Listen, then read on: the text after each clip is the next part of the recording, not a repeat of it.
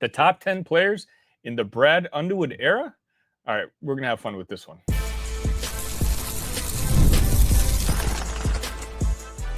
You are Locked On Illini, your daily podcast on the Illinois Fighting Illini. Part of the Locked On Podcast Network, your team every day. Welcome one, welcome all to another edition of Locked On Illini. Thank you all so much for making us your first listen each and every day. Today's episode is brought to you by Monarch Money. Take control of your finances with Monarch Money. Use code LOCKEDONCollege at monarchmoney.com for 50% off your first year. My name is Sonny Verma, your host here at Locked On Illini, where I continue to provide you coverage daily. That's right, every single day of the orange and blue. All the information here is absolutely free. Only thing I ask for in return is if you can hit that like button, essentially just letting me know and letting YouTube know that you are watching, even though we're in off-season mode. Or are we? This week, we're going to be kicking off the Big Ten Media Days, at least on the football side. Obviously, Big Ten Media Days take place in Las Vegas at Mandalay Bay. I'm very excited. I'll be traveling there on Monday, which, by the way, if you have a local Vegas wing spot, please let me know in the comments section. I'm looking to check out some Vegas food while I have some free time on Monday. But as we gear up for Big Ten Media Days and the questions I'm going to be asking Brett and some of the players that are going to be attending, which, by the way, feel free to email me at talkillini@gmail.com if you have certain questions that you want to be asked. I'm going to try to put together a list and do the best I can for you guys this week. But while we're going to be talking about a lot of football later, for today's episode, I wanted to have a little fun. There was a Twitter list by @HardwoodReports who put together the top 10 players in the Brad Underwood era. And I copy-pasted that link into the Talk Illini Discord, which, by the way, the link should be in the description if you'd like to join the debate. We talked about what we liked about the list, what we didn't like about the list, and I decided, you know what? I'm going to make this the topic of Monday's show. And so, again, I'm going to be listing the top 10 players that have played for Brad Underwood, at least, of course, with the Illini. I'm not talking about his previous 10 years elsewhere. Now, what is this list? I was asked in the Discord. Is it the top 10 impacts? Is it the top 10 statistical seasons? Is it the top 10 players I like? It's everything. Okay, it's a combination of all three. There's no list to debate because it's my opinion. Right? I would love to hear your opinion after the fact. Let me know where I'm right, where I'm wrong. But some of these players had bigger impacts than others. Some players played on worse teams but had stat padding more than others. But this is a list of, since Brad Underwood took over, players who I think are among the best that I've seen play for Brad Underwood, but also with a slight bias towards some of my favorites. So speaking of, I'm going to start off at number 10 with a guy who may not be on a lot of your guys' top 10, but I feel like he's one of those underground players that Illini fans all loved. I don't think there's a single guy that I've spoken to when he was playing that didn't enjoy number 10, Andres Feliz. Over 2 seasons, Andres averaged 10.6 points per game, 5 rebounds per game, and 2.9 assists. I mean, Andres was known for his energy, leadership.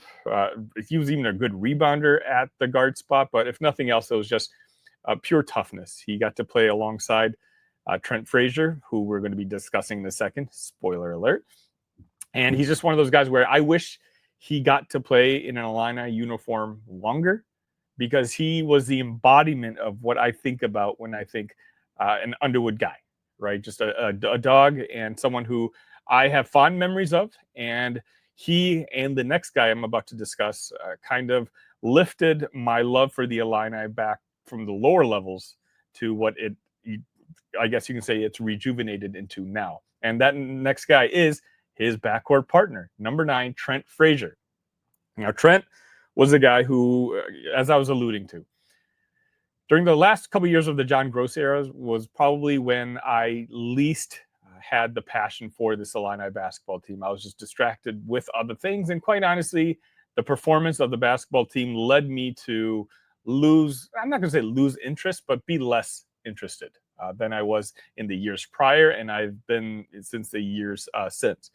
But the one guy who kind of still made it worth watching the Illini was Trent Frazier. I still remember the goosebumps that I would get when Trent Frazier, as a freshman, would just go off.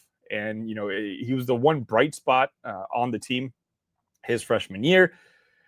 Trent didn't have to stay when Brad Underwood was hired, but he chose to. And not only was he may not have continued his trajectory that he played as a freshman, as the best player on the Illini, but his skill set just kind of changed a little bit to where he was always a valuable player on the team. Sure, by the end of his 5th season, he became more of a defensive stopper and, a guy who could shoot the 3-pointer. But his leadership was always valued. And, I think he's going to go down as one of the most beloved Illini players of all time. The next guy on the list, I think, is going to also end up on that list eventually.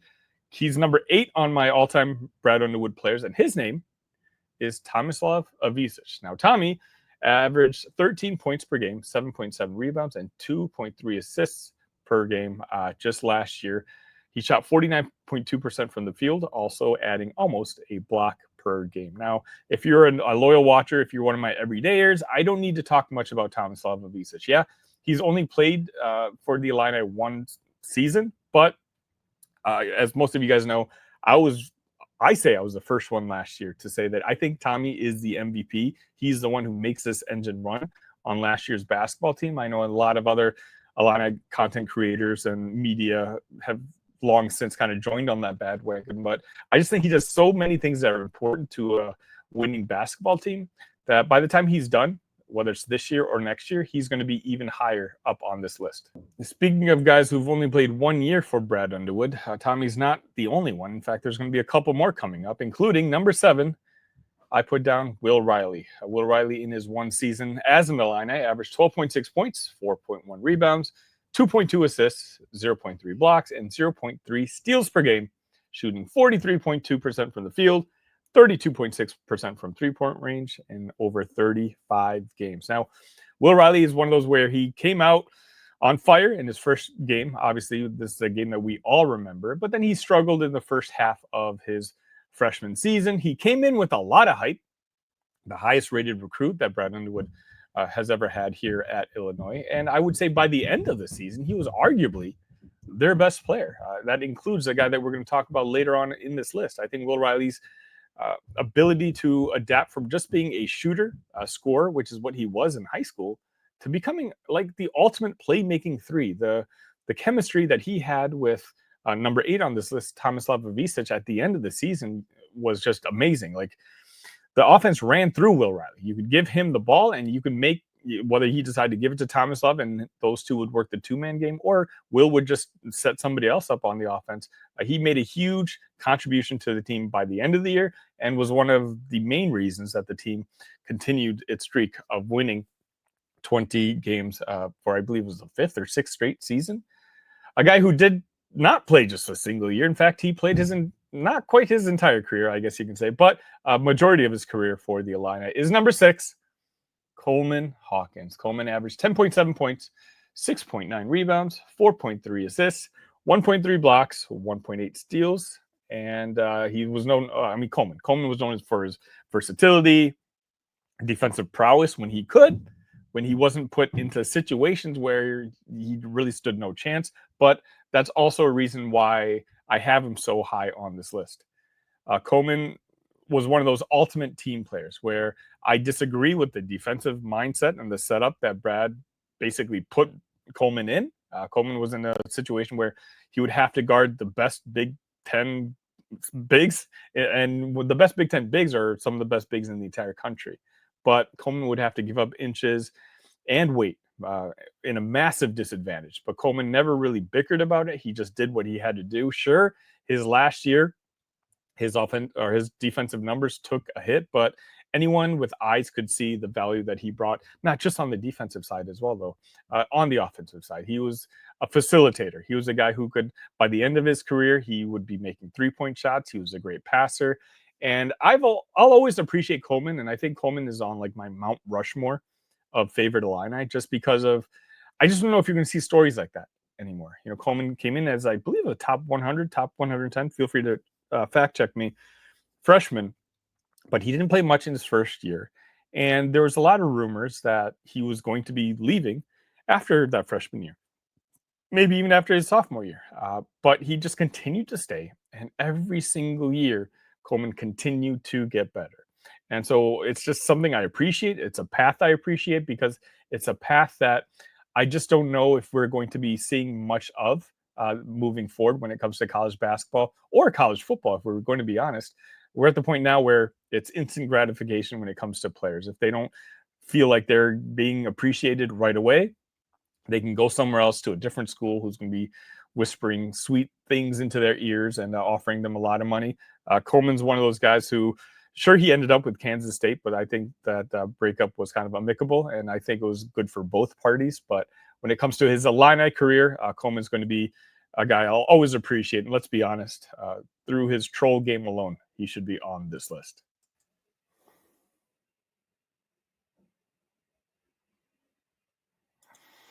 Ever wish managing your money felt easier? With Monarch Money, it can. Whether you're growing your savings or planning a big purchase, Monarch puts you in the driver's seat. It's like having your own personal CFO, giving you full visibility and control over your finances. Monarch Money is more than just a budgeting app, it's a complete financial command center. You can track all your accounts, investments, and spending in one place. So, in addition to managing your money, you're also building wealth. As a user of Monarch Money, it really surprised me just how much me and the missus were spending on takeout every single week. In order to fix our budget, we decided we need to make some tough decisions, something we wouldn't have realized if it wasn't shown to us by Monarch. Take control of your finances with Monarch Money. Use code LOCKEDONCollege at monarchmoney.com for 50% off your first year. That's monarchmoney.com. Code Locked On College for half off your first year.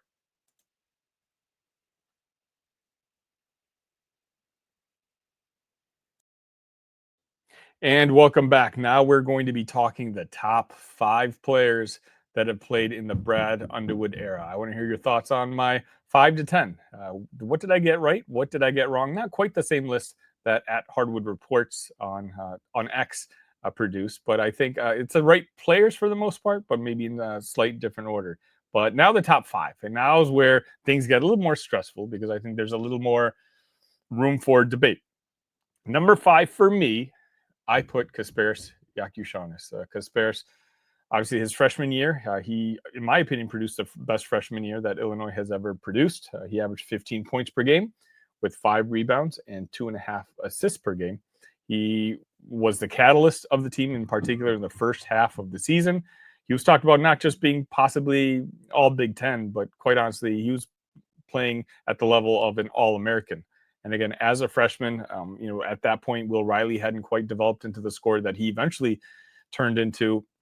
If you go back and look at Locked On Illini through those first couple months of the basketball season, I was begging and pleading to find out who the Robin to Kasparas' Batman was going to be. And so, unfortunately, by the end of the season, Kasparas struggled a little bit down the line. Otherwise, he could have probably been higher on this list. He didn't quite recover from that injury that he seemed to have in the middle of the season, but now he's going to be playing in the NBA. He got drafted by the Miami Heat with the 20th pick. So, of course, it's still a career that I'm going to be watching from afar. I wish him nothing but success because I know Illini fans don't like it when I say this, but for me, I don't think he got the love that he deserved. I think that we've never, at least this generation and this newer generation, has been kind of spoiled with the type of players that we have and not realizing a lot of those guys were veterans. And you were watching 22, 23-year-old basketball players play. And Kasparas was the youngest player on the Illini team last season. I believe he was even younger than Will Riley. And so I think you weren't exactly comparing apples to apples when it comes to maybe some of the other guys that are about to show up on this list. But I don't think Kasparas got the love that he deserves. Let me just put it that way. But we'll see how it works out in the NBA. I hope that eventually he's going to be able to validate his freshman season that he had here and will go down as one of the great NBA players from the University of Illinois.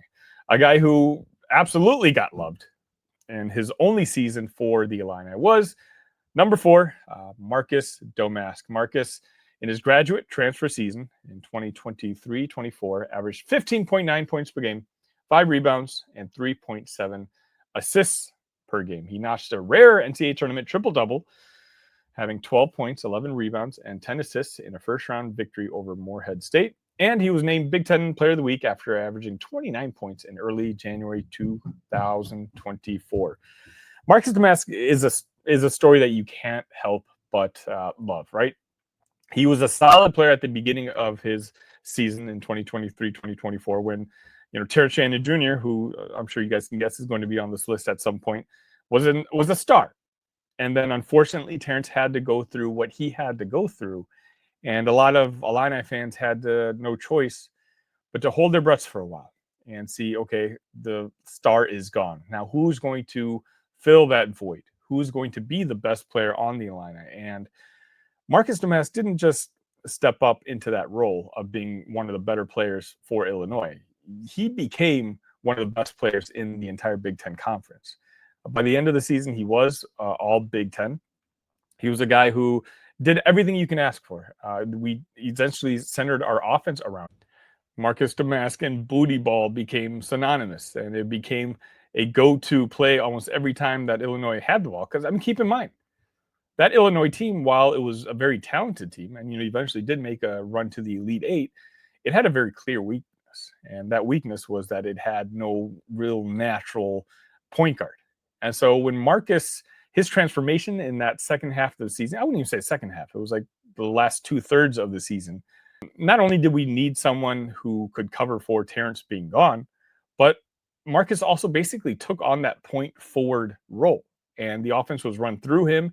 He always either made the right play, the right pass, or he'd be able to score if the defense wouldn't make a switch on him quick enough. And so Marcus, it's unfortunate because all of us, and that includes Marcus himself, the coaching staff, Marcus's family, we were all hoping that he would have another opportunity to play one more season as an Illini. It didn't quite work out. We were all hoping for it to happen, but it's one of those where right now he's, I think, jumping around in the developmental leagues. I believe he's in Europe now, if I actually recall. But Marcus is a player who, when I think about, I'm going to think about his game at Madison Square Garden and just the overall impact that he had in his 1 year.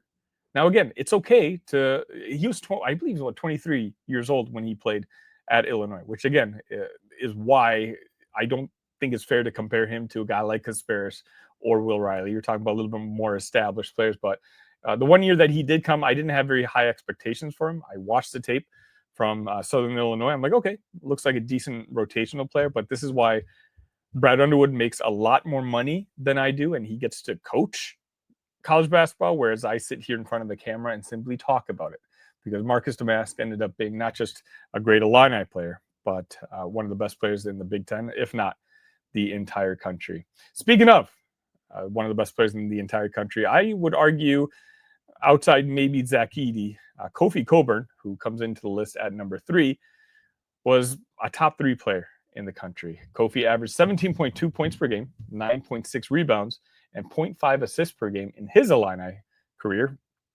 Speaking of, for his career, he averaged almost 60% from the field, and he recorded career highs of 21 points and 10.6 rebounds per game as a junior. Kofi is one of those guys who was just born 1 year too early. Kofi, if he decided to stay for his senior year, in my opinion, would have gone down as the all-time greatest Illini. He would have shattered every record book when it comes to points, rebounds. That any record that stands would have been shattered by Kofi. But Kofi, the rumors were that he simply was ready to play professional. Unfortunately, he was never really able to play at the NBA level. But he's still playing basketball now professionally. But it's one of those, if NIL money was involved with him, at least to the level it was now, I think Kofi could have just been a nightmare for the rest of the Big Ten Conference for another year or two. And that's what it was. Like, you had Zach Edey. I would argue, Kofi was just as good as Edey, but Edey was a year younger as well, so he was kind of catching up. Kofi had those battles with Lou Garza. Kofi would dominate the Indiana center. I forget his name right now, but Kofi's just one of those guys who you can't help but love.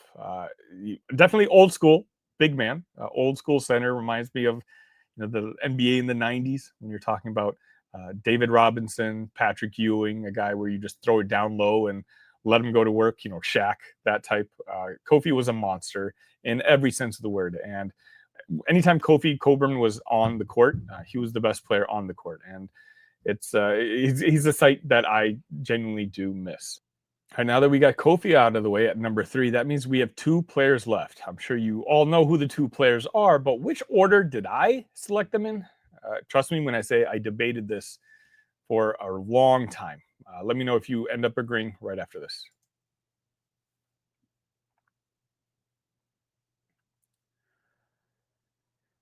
I think it's pretty obvious this list came down to Dosunmu and Terrence Shannon Jr. as 1 or 2 in either order. And again, as I mentioned before the break, I contemplated this one back and forth, and I probably changed my mind quite a few times.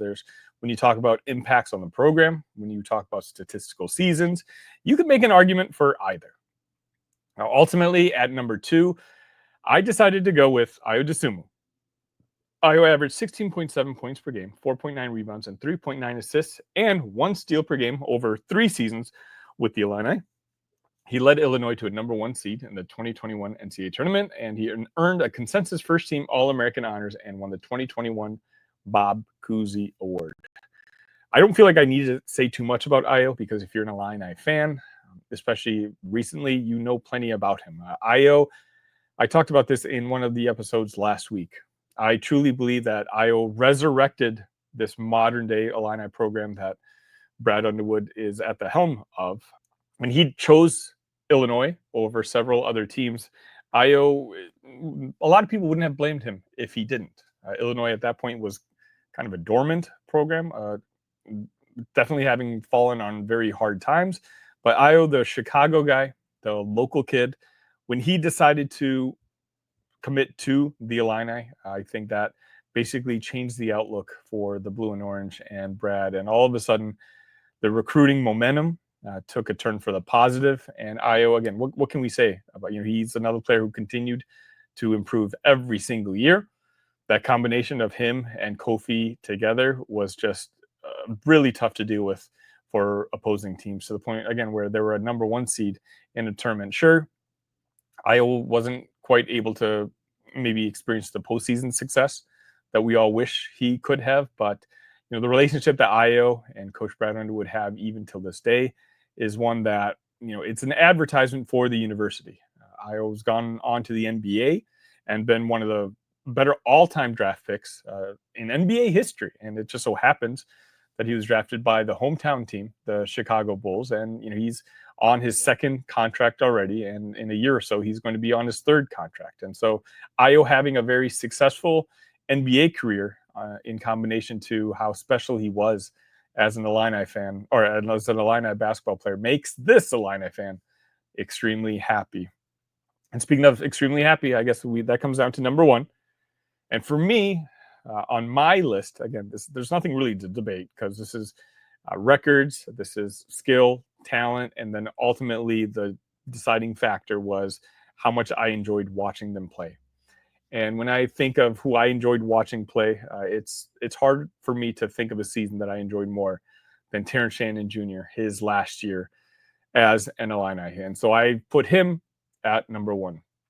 Terrence averaged 20.2 points, 4.3 rebounds, 2.5 assists, and 1.1 steals per game over 2 years at Illinois. He set the Illinois single-season scoring record with 736 points in 2023 and 2024.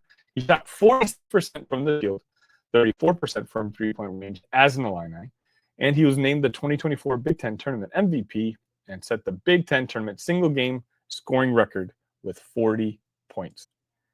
It's hard not to get emotional talking about Terrence Shannon Jr. and what he went through that last season. He's a kid who, if you knew anything about him behind the scenes, and the university was starting to show that, right? At the beginning of the season, they had the Illini social media team showing him at the gym at 5 a.m. before anybody else, putting up shots, working out. Like, he was not just the best player on the team. There was a reason he was the best player on the team.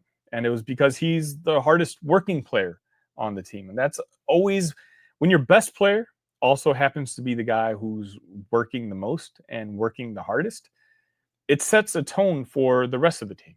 And so that's why it's not too much of a surprise that it was a TSJ-led team that made it the furthest in Brad Underwood's tenure thus far.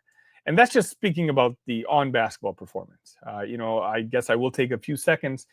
I'm not going to bring up what happened, but the fact that he had to miss a select amount of games, I can only imagine what a young adult like Terrence had going through his brain. And when he was allowed to come back, and me experiencing, like from the crowd, what he was going through on the basketball court and some of the things that were being said to him, for something which he eventually was found not guilty for.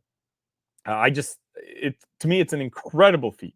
It shows an incredible amount of mental strength and just his ability. Like I'm twice the age of Terrence Shannon Jr. Maybe not quite, but I don't know if I could do what I was doing for a living the way he did, dealing with what he did. And so for that reason, it's one of those where I would be honored if my son grew up to be the type of kid Terrence ended up being. Obviously his career in the NBA hasn't quite been the way that us Illini fans would have predicted in his rookie year.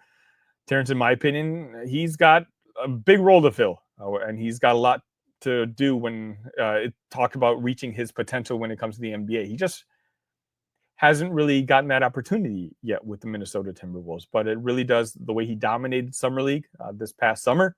I think it's just a matter of time before he becomes not just an NBA rotational player, because that's, in my opinion, bare minimum. I think he's got a bright future, just because I know that just because it was the case in the college level, I know it's going to be the case at the NBA level as well. There's going to be nobody in any locker room that's going to be working harder than Terrence Shannon Jr. And, Terrence is just one of those guys where he took the leap his last year with the Illini when we needed him to take the leap. He's a guy who was so much fun to watch, just not just on the offensive end, right? Sure, it was always fun. Like this is fun to watch in the NBA level. He'll grab a rebound, put his head down, and if he puts his head down and hurls himself at the rim, there's very few people in the league that can stop him. There's nobody in college that can stop that. But in the NBA, it's fun to see that Terrence has been able to transition that part of his game to the professional level. But also on the defensive side, Terrence always appreciated the toughest defensive task. Again, that's just what you want out of your leaders, out of the guys who are, not just your leaders on the court, but on your emotional guys, the guys who are going to outwork everybody else, and then also look for the toughest assignment, when, by the way, he was also the number one option on the offensive side, which in itself is kind of amazing because Brad says so himself. Like, he never ran plays for Terrence. Terrence just found a way to average 20 plus points per game through the flow of the game, because he had that unique skill set where the offense could be run, but Terrence would just find his way to the basket, whether it was shooting three-pointers or just attacking the rim.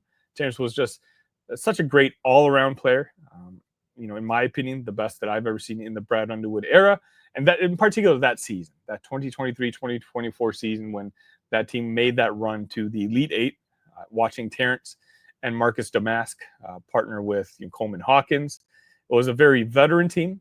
Brad Underwood decided to go all in on the veterans after, he had gone in with a bunch of top 5 recruiting classes previous, and it didn't work out. And so Brad decided to switch things up a little bit. He went all in on the veterans, and I think ultimately it worked out. Sure, we wish it could have been better than the Elite Eight, but UConn was one of the best teams of all time. And I don't think I'm using much hyperbole when I say that. I think Illinois was one of the top 4 teams in the country and deserved to be in the Final Four. It's just unfortunate that path included meeting up with the eventual national champions, the UConn Huskies, in the Elite Eight. So that's my list. I'm very curious on your guys' thoughts. I'll go over the list one more time. At number 10, I had Andres Feliz. Number 9, Trent Frazier. Number 8, Tomislav Ivicic. Number 7, Will Riley. Number 6, Coleman Hawkins. And then we get to the top 5. Kaspershi Akishonis checks in at 5. Marcus Domask, number 4. Number 3, Kofi Coburn.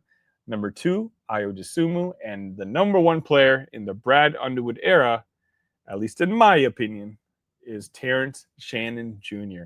Let me know what you think of my list, but I also want to hear yours, both in the comments, or if you're listening to this on the audio side, please leave me a 5-star review with your list. Again, I'm very curious on this because I think there's going to be a lot of opinions on it, and no one's opinion is necessarily wrong, right? I do think that the top 3 is pretty solid.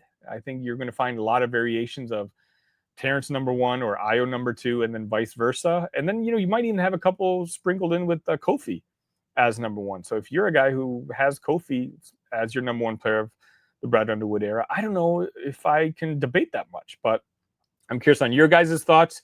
That's it for this episode. Thank you all for joining me today. Make sure you've hit the like button on this video. Make sure you're subscribed to the channel. Until next time, ILL. Love you guys.